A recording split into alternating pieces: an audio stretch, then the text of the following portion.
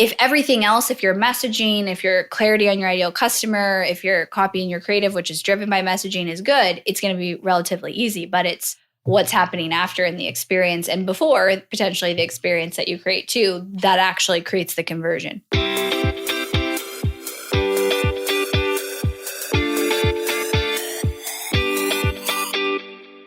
Hey, it's Renee. Welcome to the Into the Wild Show, the podcast for women who want to build incredible mental strength to level up their business and lifestyle. I'm Renee Warren, the founder of We Wild Women, author, speaker, award-winning entrepreneur, and your host. Together, we will make you unapologetic about shining your light, growing your business, and turning you into a wildly confident and successful leader. This is for you, the visionary, the go-getter, the entrepreneur, and for those that need a real kick in the butt to get going and to dream bigger. Each week, I bring in leading experts and entrepreneurs to help you take leaps in the right direction, because I know the best advice comes from someone who has successfully done it before. So, are you ready to level up? Welcome to Into the Wild. Hey, you wild women. My next guest is a leading digital marketing strategist, young entrepreneur, and founder of Hirsh Marketing, one of the fastest growing digital marketing agencies that is responsible for over $114 million and counting in client revenue generated. Emily and her team of experts work with top-level influencers and game-changing entrepreneurs to grow their businesses and generate massive revenue using her revolutionary Not for Lazy Marketers process. In this episode, Emily and I talk about all things marketing, her predictions for what marketing is going to be like in 2023, and some sneaky or not so sneaky secrets about marketing for your small business. Please welcome the incredible, super knowledgeable, and one of my favorite podcasters, Emily Hirsh. Yay, I'm so excited to be here. So excited to have you. So your podcast is called Not for Lazy Marketers. And one of my things that I love about your genius is just how easily you riff on ideas. Because I remember asking you about this. Yeah. And it's just proven that you know what you're doing. Yeah, I do better with riffing. We were just talking. I'm like, we'll see how many things I come up with on this episode. Which I'm sure it'll be a lot. I mean, here's the thing is I have questions for you, but I would not be surprised if I ask you one question and you just download for 30 minutes on that. So tell us really quickly, where are you from? Yeah, so I currently live in Austin, Texas. I'm from California, though, and moved here about 4 years ago.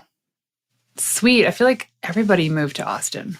Yeah, from California, too. So I'm one of those people. But I did move ahead of that curve of COVID who all moved. So I was a little bit ahead of the crowd. Yeah, I know. And then are people making their way back to California at all? I think some do. Like the summers are really hot here. So I do think some people are like, oh, what was I doing? But I don't know if people really want to live in California either these days.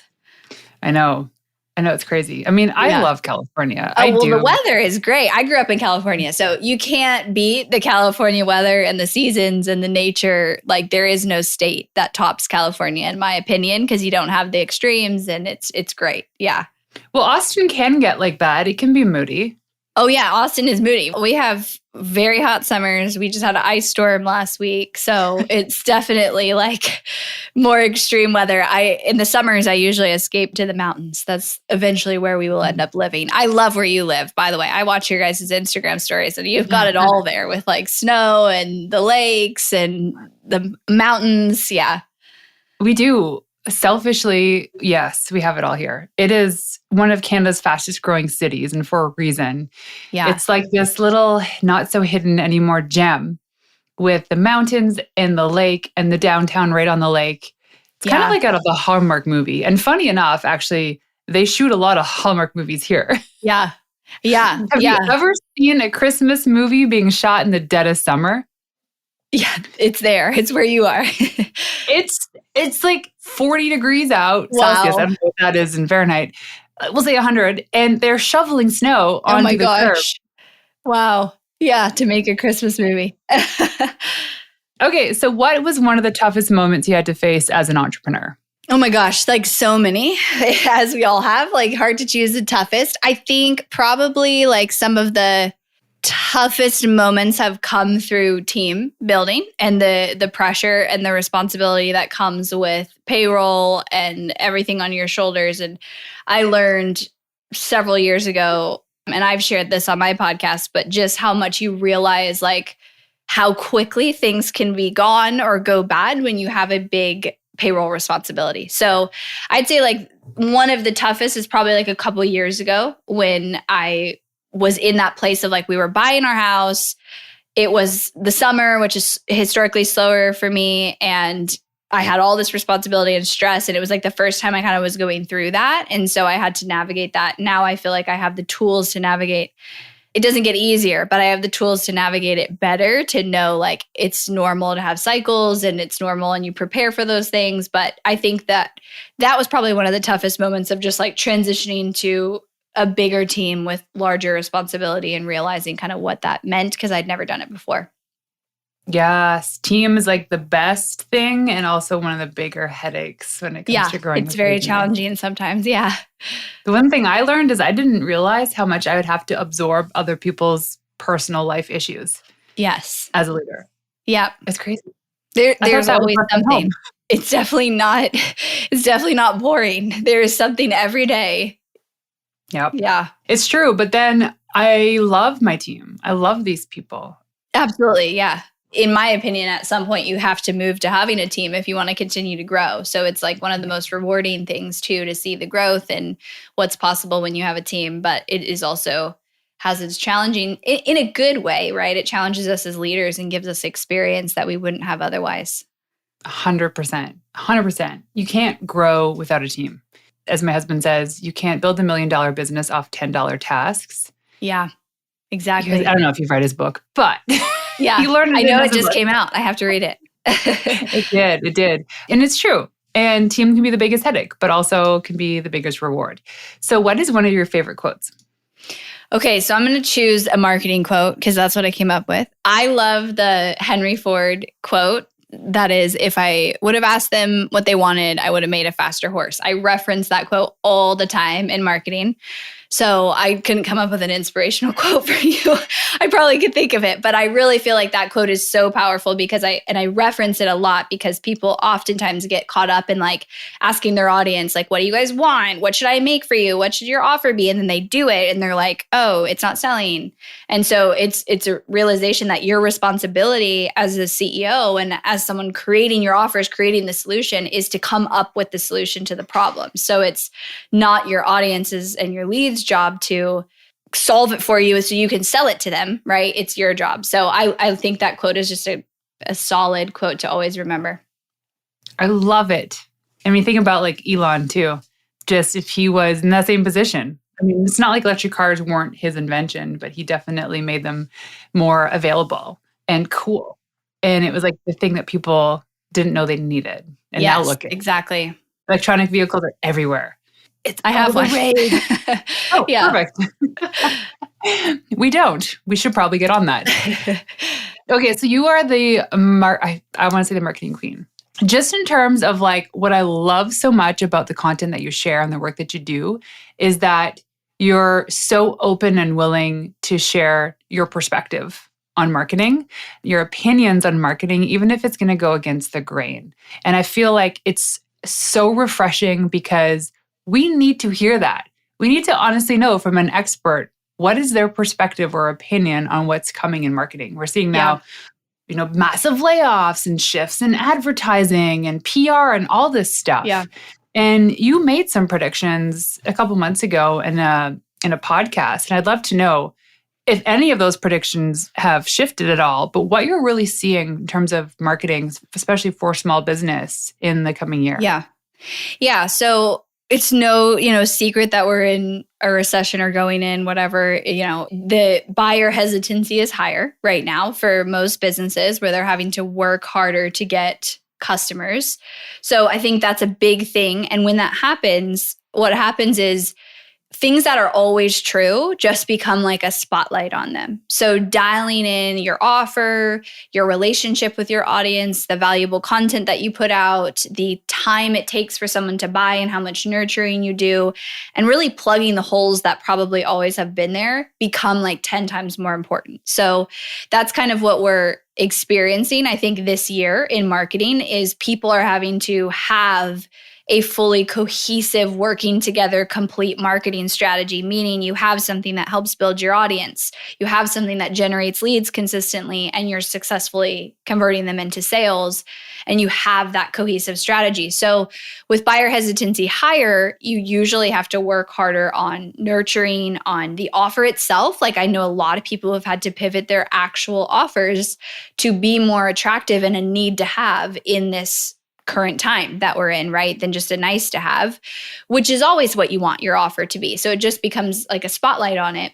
Ad costs are down. So that's a good thing for a lot of businesses. They're actually really low right now. But with that, you're kind of balancing like buyer hesitancy is higher. So you've got the ability to bring in leads and still advertise your business for less than it was, way less than it was a year or 2 years ago, except for the brief like COVID period. But you have to work harder for those sales. You've got to nurture. You're likely going to have a longer time from when someone like finds out about you from the first day to becoming a customer than you maybe had, a year ago. So that means that, this year, the importance of relationship building with your audience, really valuable content, really strong messaging, and a solid, like cohesive strategy, not throw spaghetti at the wall strategy is super important.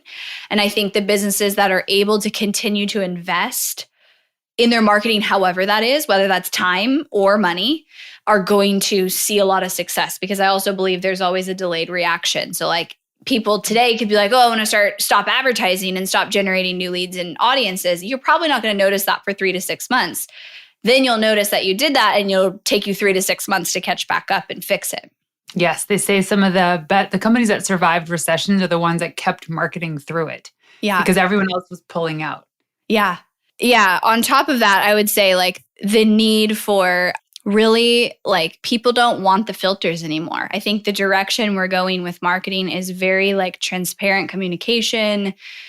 It's good news for those of you who make video. Like it's the not perfect video. It's the not perfect content. It's like humanizing what we've been putting out there. And so being able to show up in that way, because people are done with the filters, they're done with that fake content, and also more hesitant to everything. So I think this is definitely the year of really unfiltered, raw, transparent communication, which I love. So I love that. But I think people who don't do that, there's going to be a lack of trust for them.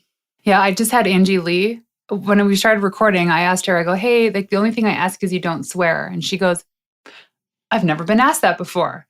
And I'm like, oh no, if there's an issue, let me know. We can make it work. And she goes, no, I've never been asked that before. And her and Lori, like I listened to Lori Harder's show too. What I loved about it is Angie is like, I used to not swear on my podcast, but then I went back to it because it's just who I am. It's kind of the way that I talk, and I'm not going to filter myself so that I can, put a non-explicit tab on my podcast, whatever it is. And even Lori was saying something similar. She's like, I'm not going to not be me to accommodate more people, because what ends up happening is the more transparent and the more you are, you end up attracting the right people. Yeah, exactly. Yeah. And people really just want also they want to know like the struggles and how you overcome them, and like that you're human, and that actually builds more trust than trying to be perfect and fully put together and like it just being you. And it also shows up, in video. It's like I test these with ads all the time, and the videos shot with the iPhone outside with no like heavy editing do better than the fully produced ones. So I've worked with a lot of videographers who like have such a hard time with that, because they're like, it's got to look like this. And I'm like, it won't convert. Like we need it to look like it was shot with an iPhone. Wow. Why do you think that is? Well, so if you look at ads, like the best ads blend in the feed, right? So they look like it's just a piece of content. And what is most content? It's shot with the iPhone. It's very behind the scenes feel. It's like your everyday life. It feels like you're my friend when I see it, right? So if an ad stands out as this like highly produced graphic or video, it's just saying like, I am a billboard basically, and people will naturally have a guard to that. But if I see it and feel like, oh, you're just like my friend or like my business colleague, or I trust you, right? It builds that level of trust. And it's just also what we're attracted to because of everything else we see in the feed. That makes so much sense. It's more relatable. Yeah. Yeah. You want your ads to blend into the feed, right? Because people are trained to tune ads out, just like we ignore billboards. So what other predictions do you have for this year for marketing? Anything that's old that's coming back again or new that's going out quickly? Yeah. So I have talked a lot about how I think, depending on the business, really every business, but some sort of like a live launch or promotion or new wrapping paper on what you do is absolutely critical for success. So there's a lot of people who sell you on this story or this goal of like set up the funnel and it's just going to work and you don't have to do any work and it'll bring in sales. And there's people who are searching for that to be, the outcome that they get. And it just like I've literally never seen it work, like especially not this year. And so last year it became very clear that having what I call like cash infusion strategies. So you do, whether that's like a live webinar with a new topic, or if you're e-commerce, you do like a promo, or you do, a bundle, or you add a bonus into your offer, you change that wrapping paper. And the reason is to reignite the audience and leads that you've been building, so that you can create that cash infusion in your business, right? Because if buyer hesitancy is higher and people are going to take longer to convert, then if you just sell them like how people normally build webinar funnels of like, one webinar and then 5 follow-up emails, and they don't hear about your offer again, you're going to miss out on a lot of sales. But if you plan, like I usually say quarterly, cash infusion, live launch strategies, you'll be able to leverage all that work you've been doing to build your list, build your audience. So that's a big one that's always worked, but I think it's essential for profitability in this year for sure. I also think like very valuable lead magnet downloads have come back. Like 5 to 7 years ago, that was what everybody was doing to grow their list. Then it kind of switched to like, oh, those aren't good. Let's just do webinars, which both have their place. But I think that it's hard to get someone to watch a webinar. Number one, like that's a big challenge right now. It's possible if it's right for your audience. But I think there are high level people and a lot of people who would download something that is so good they'd pay for it. And they would download that freebie, and then you can put them in a really solid email sequence or maybe even send them to a webinar. So that kind of like list building strategy is for sure coming back as well. Yes, that's good to know because I just wrote an incredible lead magnet.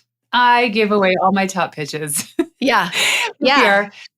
Well, and I get the whole webinar thing too. I actually don't mind sitting on a webinar. I don't want it to be an hour long. I don't want the sales stuff during the webinar. And that's the one thing that I hate is you sit in on like I did this the other day with another woman who does PR as well. And of course, I want to understand her perspective of the industry and also how she achieves success for her clients. But the entire 45 minutes of the webinar was fluff.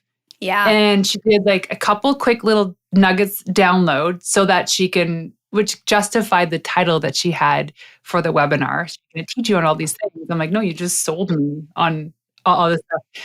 And then it's like using webinar jams. You can't fast forward, although there's a sneaky way around it. And I was like, this is so annoying. But I would totally listen to a 30-minute show if they had good tips.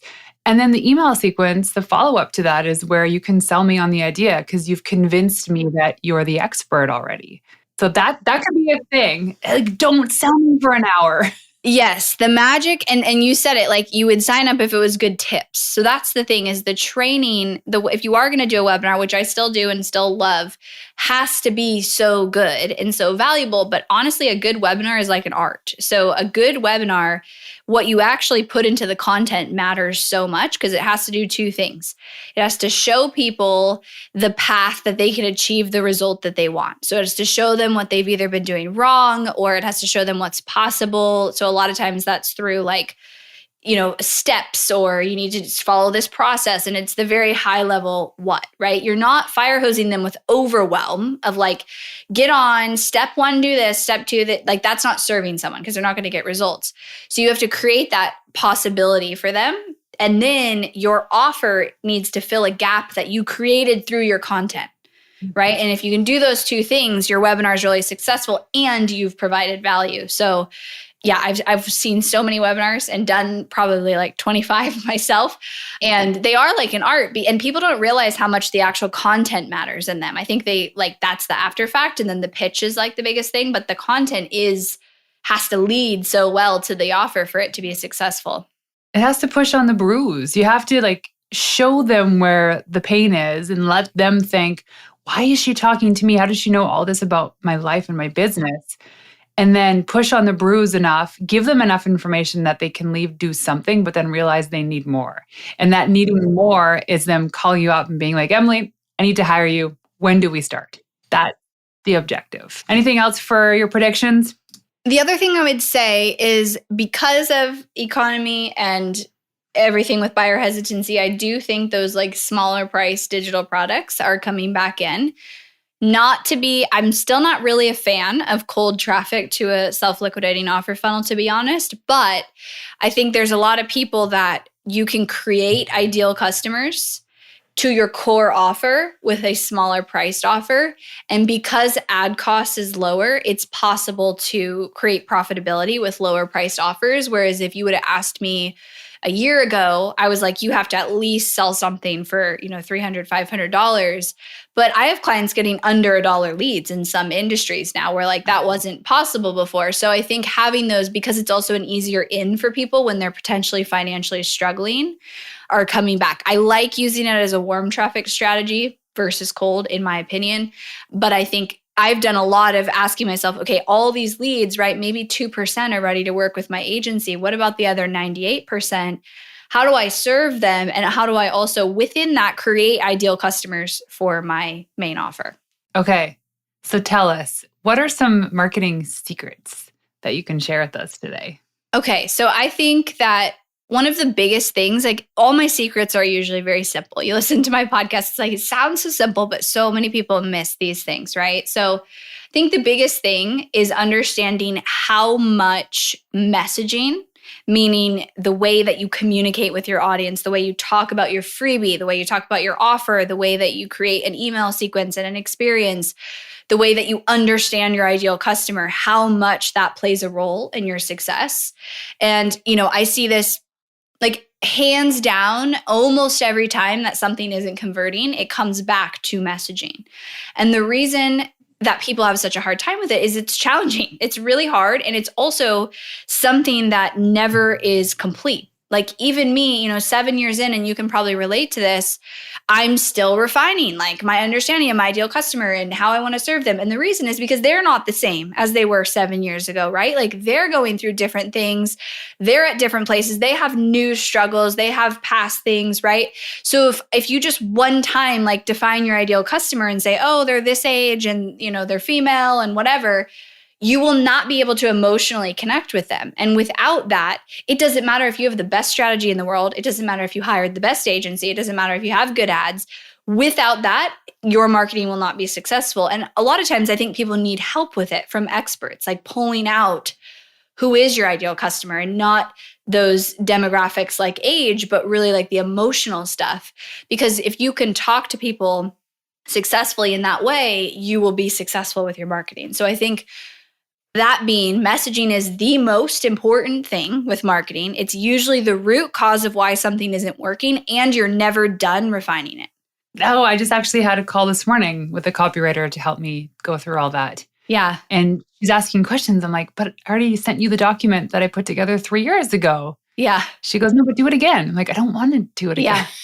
Yeah. If you're somebody listening and you're struggling right now to sell your offer or to get traction or just feeling like your marketing isn't working, one of the things that's so simple, but I tell people is I say, go talk to your audience, go get on Zoom calls, get in your DMs, go find them and go talk to them. Because there's a lot of times I'll be on a training and someone will ask me like, why do you think they're not buying? And I said, go ask them. I don't know. They're going to tell you way better than I could, right? And so I think that doing like interviews and that connection with your audience should be at least a once a year thing because it changes for them too. So if you're Likely, if you're struggling to get something to be successful in your marketing, it's because of your messaging. And an easy way to solve that is to just go talk to your audience and ask them questions about what they're frustrated about.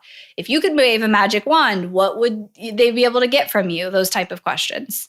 And look for the keywords that keep popping up too, because I've learned that those keywords from doing customer research are perfect for advertising. Yeah. Because they're already using it. Exactly.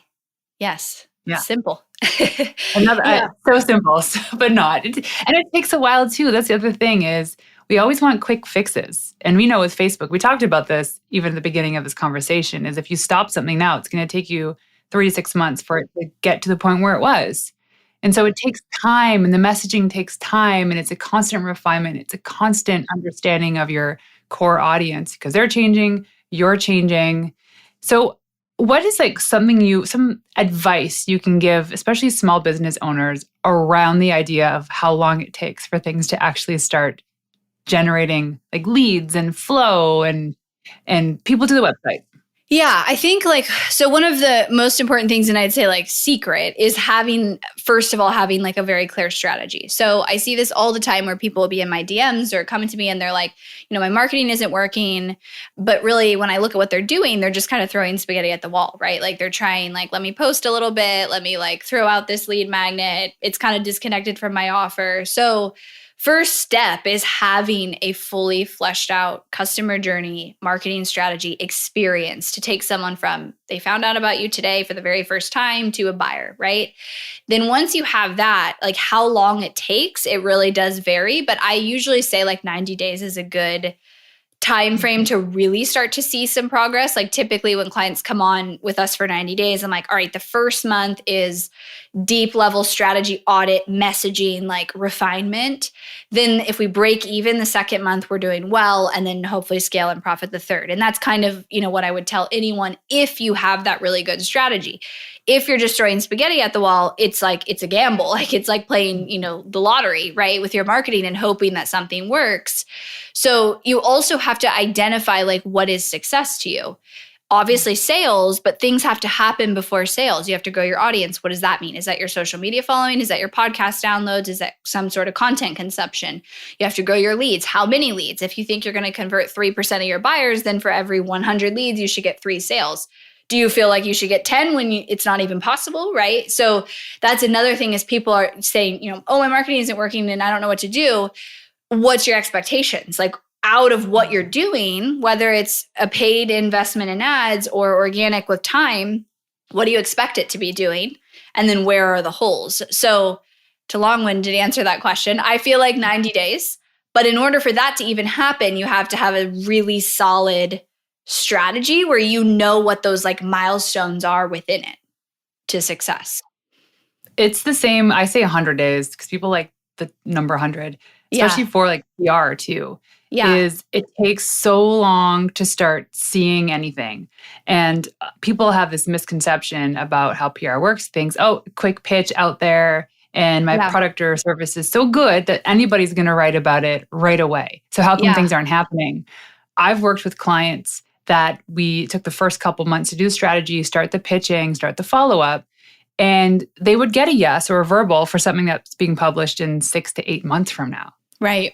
So marketing as an engine is something that you have to look at from at least a year, not 3 months or 6 months. It's what can we start today that will be hopefully good in a year? Because at the root of it, marketing is just relationships. Same with PR, right? And those don't develop overnight. You don't go meet someone for the first time and then your best friends are sleeping with them the next day. It takes time. And marketing is just that relationship. Same with PR. You can't expect someone to answer you that quickly without providing them value and really being consistent. And it's the same exact with your marketing. Yes, exactly. You don't just get married the next day. I'm sure somebody has done it before. If you've ever been to Vegas, you've probably seen it. Yeah. Was it quality though, or is it going to be the refund request the next day? Right? A 24-hour refund request? Maybe. And that's the thing and it's a journey and it's something that you can't stop doing. And another thing is you can't just do everything at once because then if something starts working, then you're like, well, what one is it? Yeah. What's the one that's working? Exactly. And so it's progression. Like I know people are like, they want to scale really fast. They want to get all these leads. They want to get all these followers and grow their email list. And let's be realistic. What's a sustainable way of doing it? It's probably adding a few extra thousand subscribers to your email list over the quarter, or maybe it's over the year. But figure out what's the strategy, what's the plan to actually execute on this. And then you start observing the leads coming in. Yeah. And it's dependent on your resources. Like some people may have a big investment and some don't. And so it's like having the expectations of what can I get out of my resources that I'm willing and able to put into my business and my marketing. Yes, that's it too. I've done a couple little funnels over the years, Facebook ads to a challenge, a live challenge. And the first one was really well done. It was the first time actually hiring an outside Facebook agency to run the ads. And so I was like, hey, part of this is an education component. I just need you to set the expectations for me because I don't know. I don't know how long things take. And it was really eye-opening experience. And I'm humbled by the fact that you don't just write an ad, upload an image, and click play and expect people to start coming. There's so much more that goes into that. And the people that actually do it well take the time and the strategy. And you don't see from the ad. I always say it's what happens before and after the ad that actually matters. Oh, that's a good point. So what happens before and after the ad? Yeah, I mean, both the before is potentially your nurturing and, audience growth. And then after is like the experience. If someone goes like your example of that challenge, your ad is going to do the job of getting them maybe to that landing page. And that's the job of the ad. But after that, it's not the ad, right? It's the experience that you've created from that landing page.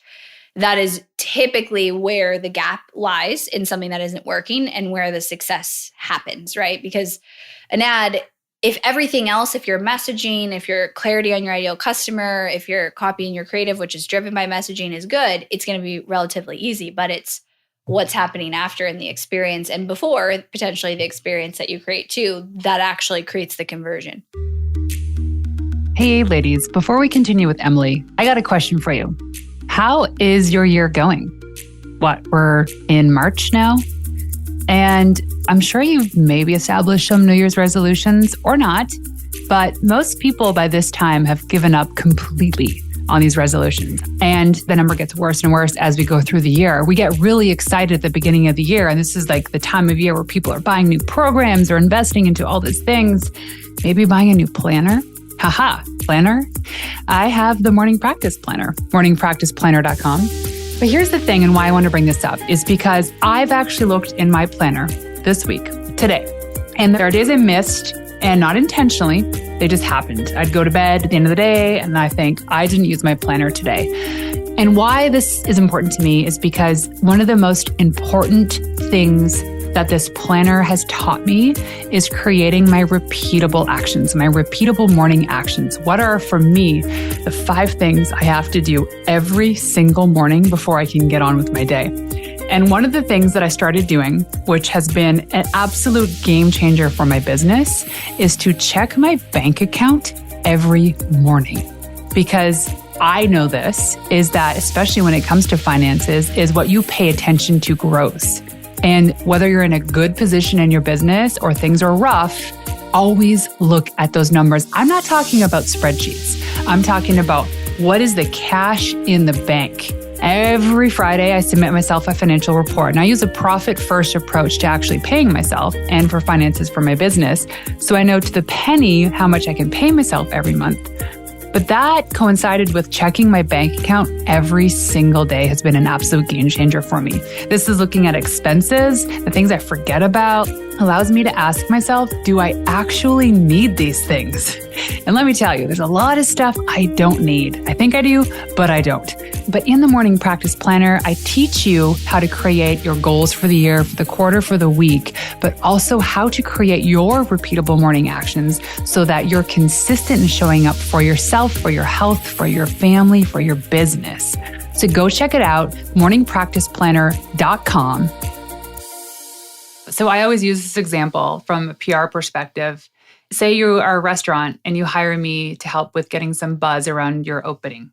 So like launch day. And all of a sudden it's like the restaurant's opening up and there's like 500 people lined up outside waiting to get in because I did my job in getting people to the front door. And then all of a sudden, the next day, you start seeing all these negative reviews. And it's like, why? But the publicist helped me get all these people to the front door, or the Facebook ad experts helped me get people to my landing page. It's the experience that happens in the restaurant isn't the responsibility of that marketer. It's the responsibility of, is the food good? Is the quality good? Is the service great? Is the atmosphere what they were expecting? And everything that happens beyond that. So to have like cohesive marketing is looking at that, like you said, from start to finish, what's the entire customer experience? Because it all has to work seamlessly. Yeah. And to add to that analogy, you also wouldn't have 500 people lining up if you just started that day or the day before in planning for that launch, right? It's the work that went into understanding the experience you were trying to create on that day, how you wanted people to feel, what you wanted that to be like, what messaging you were going to say, the excitement that you built up around it, right? It's the same with an online launch. Like, you can't expect a week before or sometimes even a month before to just throw it together and see success. Nope. I helped with Dan's book launch, and I only came in August, and he was already starting it before that. And my sole job was just to help him with his podcast tour. And there was so much other media that happened, but that was somebody else. And his book was published January 17th. So we started very heavily 5 months prior to pub date. And even then, we came back, oh, these are all the places we could have improved or done this better. Crazy. And then it keeps going. And so it's like the time you need, it's like that's the biggest thing I think that we need to set here is the expectation in how long it takes to realistically do it well. Yeah. And it's also an ever evolving process, like you said, of like, oh, we could have done these things better, and you learn from it for a future book launch. Or you now have, okay, we have these people coming in for the book, like what are we going to do next with them? So I think understanding how long it takes, yes, but then also not letting that prevent you from taking the next step, right? And understanding, okay, my big goal for the year is XYZ, but this is what I'm going to do to be moving forward constantly, because you're going to try 10 things and 2 are going to also work, right? And so you have to figure out what those things are. And I really feel like people who that is a differentiator of success in business, is the faster you're willing to just try and fail, to just try this. And you never see it, right? On the people, like, I'm sure with the book launch example, you had things that did not work, that resources and money got put into and they didn't work. But then you had things that worked really, really well. And it's because you tried all those things and you executed moving forward constantly that you saw that. So if you're looking at your marketing and you're going like, oh, I'm overwhelmed, so I'm just going to do nothing, like, then close your business doors, right? But if you're willing to go execute and try something and fail and realize, oh, that's part of the process, you're going to be the one who makes the progress. Yes, I love that. It's always surprising too, for the most part, the things that don't work versus the things that do. Totally. Yeah. It's the same with content. You're like, oh, that's the best episode. And then you're like, oh, it wasn't, right? It was the other episode. Yeah. The podcast is perfect. I thought, oh man, if I had these women on here and incredible, every guest has been amazing, that had like big followings and spoke on stages and they shared the episode online, I get the most downloads. No, actually the most downloads came from guests who had a very specific, unique message, because the work they do that didn't have a big following. I'm talking about like 800 people follow them on Instagram and they hardly had an email list. And it's just like, wow, I didn't know that. Now I'm like on the hunt for those people. Yeah, but you wouldn't have known unless you tried. Exactly. Okay, so tell us some of the things that people need to avoid in marketing. Well, I think a segue into what we were just saying, I think one of the biggest things, there's so many, but I think one of the biggest things is making no progress, right? The throw spaghetti at the wall kind of approach, that if you're there, don't feel bad, because like 90% of people are, trust me, because I talk to them all the time. And it's because it's so overwhelming. It's like, I could do organic, I could do these 5 platforms, I could do paid, I could do PR, I could do all these things. So avoiding being so overwhelmed and overstimulated with advice that you don't actually take any action, and breaking it down to like, what are the 1 or 2 things I could do this next month to actually move the needle?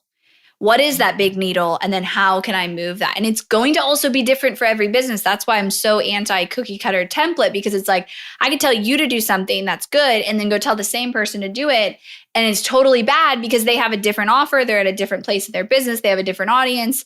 Like, you have to create what's best for your business. The way you do that is knowing your ideal customer and the experience you want to create. So to avoid is not making progress by allowing like overwhelm, overstimulation, do this thing worked, this thing didn't.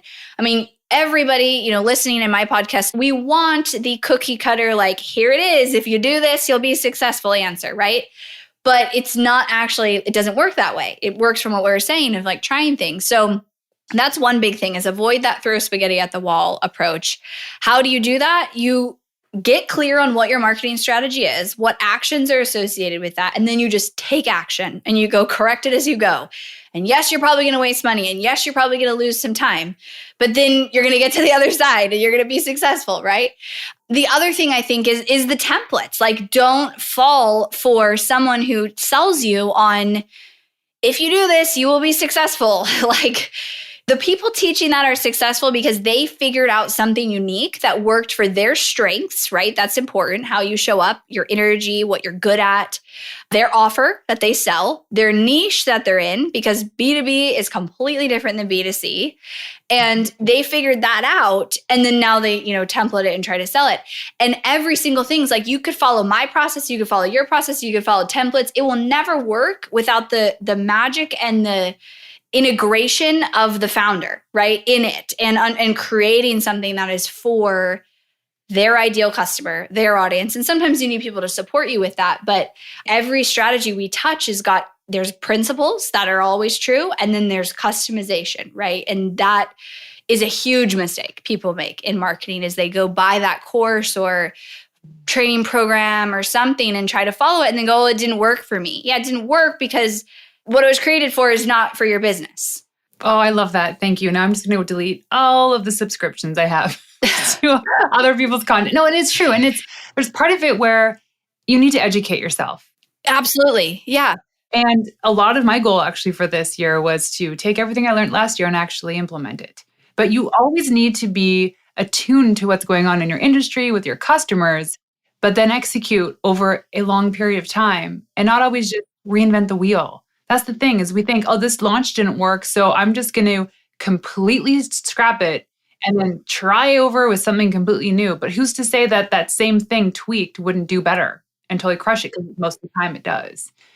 Yeah. And I totally, like courses and information is not bad, but it's only bad if you're consuming it without intentionality and you're just consuming to consume it, or you're expecting that if you just, the easy button, right? That doesn't exist. But being educated, absolutely, and learning and pushing your boundaries and like looking for new ideas and creating space for that is amazing. But then you take that and you also create it your own.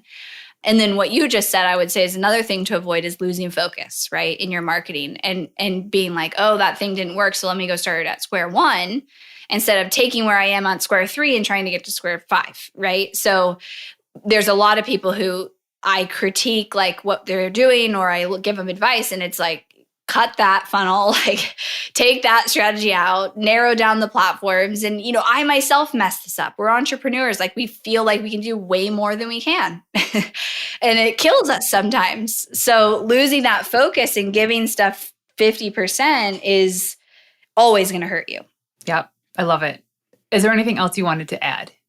Yeah, I think that the only other thing I'd say is avoiding unrealistic expectations that then get you to end up quitting, right? And so just go into marketing, whether it's releasing content or a funnel, with the expectation of no matter what, I'm not going to fail because I'm going to learn for this. And, I say this on my podcast all the time, marketing always works. It's just a matter of when. And I've proven this over and over again. And some people, it's going to take 6 months, some 12, some 3. But if you go into it expecting a massive, like, it's easy and this is going to happen for me and be from $0 to $1 million in 3 months, like, you will be gone in 6 months because you will be so bummed about it that you will be quitting. So managing that and understanding, like, you just don't see it, but every single successful person is failing. Like, I've done stuff and it just did not work, right? And so going into marketing with the goal of, like, let's say you're going to launch a podcast or you're going to put content out there. The goal is consistency. The goal is to show up. Who cares about your downloads? Who cares about those in the beginning, right? Then you can set metrics. With your funnel, it's like the goal is to get leads. The goal is to get feedback. The goal is to understand from the buyers. When I have a client who's new coming in, I'm like, we're going to get leads. And if they don't buy, you're going to go talk to them. You're going to message them. You're going to email them. And we're going to take that information and we're going to learn from it. And we're going to be better every single day than the day before. So if you go into that, your marketing will 100% work, because marketing is just a formula and you just refine and refine until you find that success. But that's dependent on your mindset going into it and being willing to stick with it. Yeah. Consistency is your currency in everything in life. Yeah. Everything. Yeah. I have a list of mental things I have to do now. I realize there's just some things I just need to clear up business-wise. But I think in my perspective too, the one thing that we missed is how simple we need to keep it sometimes. Yes.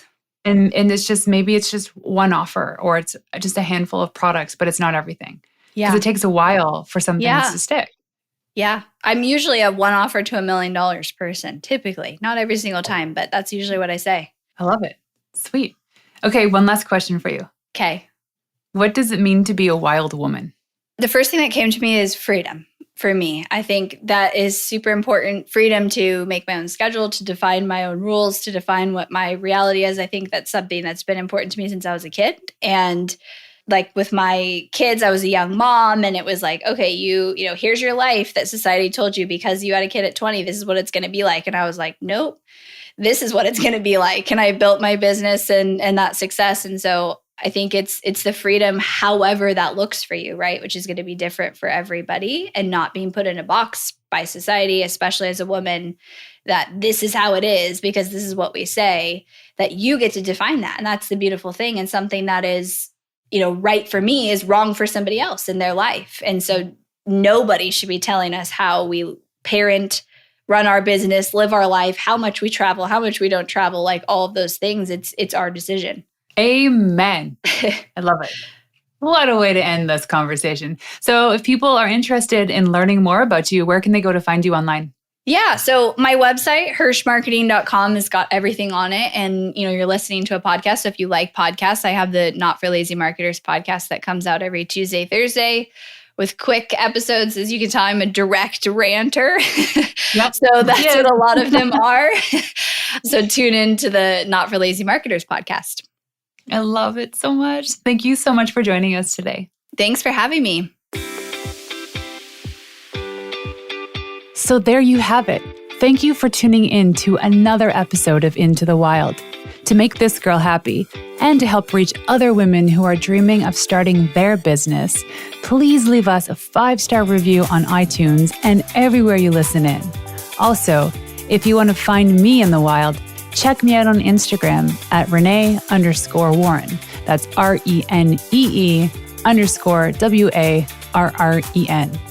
And leaving you with one of my favorite tips of all time: the best advice you could ever receive is from someone who has successfully done it before you. Until next time, ladies, peace out.